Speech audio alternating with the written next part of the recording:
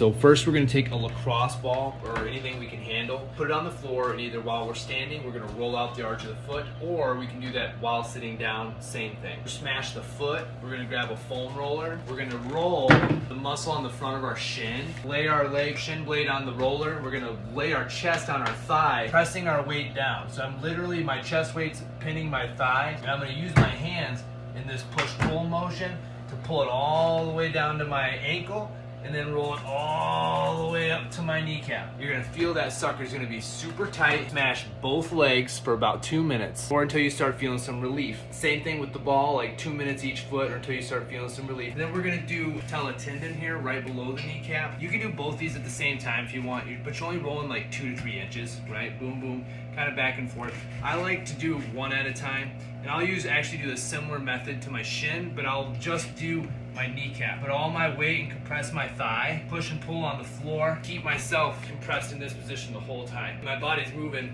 predominantly just through my hand movement. Smash the foot, smash the front of the shin, smash the patella tendon, and then lastly, if you have a banded heel stomps, hook it on like a door, and then shut the door, and then you stick your foot through it, and you want to hook the band on the soft part of your knee. And the critical position here is the knee over toe, right? So I'm going to get myself in this position, knee over toe, the other leg's in front of me, in front of that foot, and then from there I'm going to lock my hollow position down, and all I'm doing is squeezing my butt cheek and driving my heel to the floor. Boom.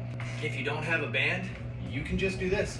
Boom, squeeze your butt and drive. Resist this rocking thing, not the same. The other alternative would be to get down on the floor, pushing and pulling yourself with your hamstring. And if pushing causes knee pain, then just simply do like one leg at a time.